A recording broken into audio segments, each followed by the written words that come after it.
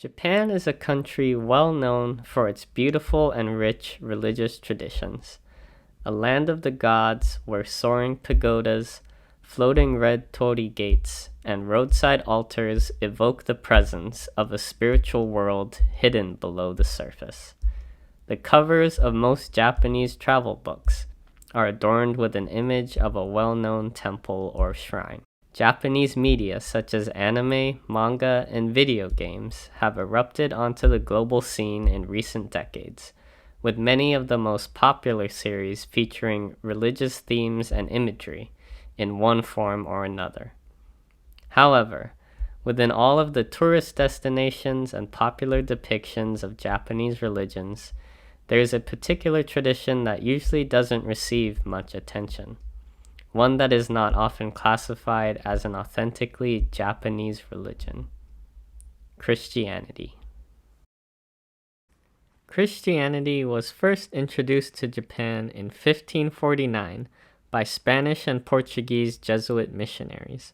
After a brief period of successful conversion across the southern domains, the newly introduced religion soon faced swift and violent government opposition.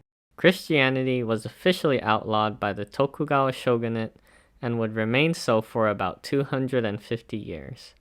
Despite strict government surveillance and the punishment of death awaiting anyone found to be a practicing Christian, select groups continued to practice their faith in secret. These underground communities would later emerge out into the open after the ban was lifted, and are known today as Kakure Kirishitan, hidden Christians. For the first few centuries of their existence, the Kakure Kirishitan could not practice their faith openly, but they worked with what they had to create a Christian tradition that made sense for a community in hiding. The symbols, rituals, and texts of the Kirishitan communities show how they built upon the foundation of European missionaries and reinterpreted Christian traditions in light of Buddhism, Shinto, and other Japanese religions. The Kakure Kirishitan have long been cast aside as outsiders. However, instead of treating them as an outlier, oddity, or extremely marginal case, as they so often are by scholars and tourists alike, what if this tradition was treated as one just as authoritative and legitimate as any other? The NonChurch Movement was the first indigenous Christian community to separate from the flood of missionary churches that arrived during the second wave of Christian activity in Japan.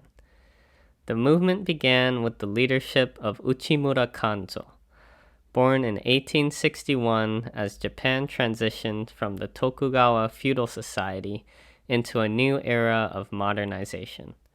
Uchimura sought to combine Christian faith with Bushido, the ethical and behavioral code of the samurai class in feudal Japan. Uchimura worked to reinterpret this old feudal system so that it could be beneficial for modern Japanese society and Christian faith. He also recognized the importance of integrating Christianity with existing Japanese religions rather than simply replacing one with the other.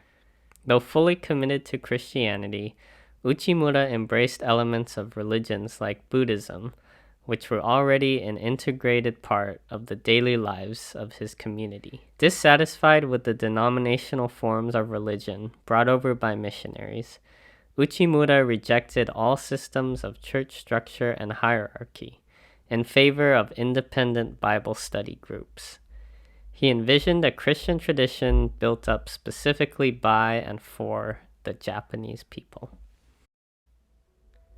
Indigenous Japanese traditions like the Kakure Kirishitan and NonChurch Movement should be considered just as authentically Christian as their Western counterparts.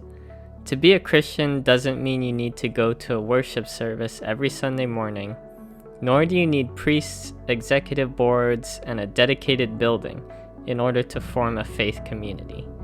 As a faithful Christian, you can still pay devotion to the image of a bodhisattva or prepare ritual offerings to Shinto gods.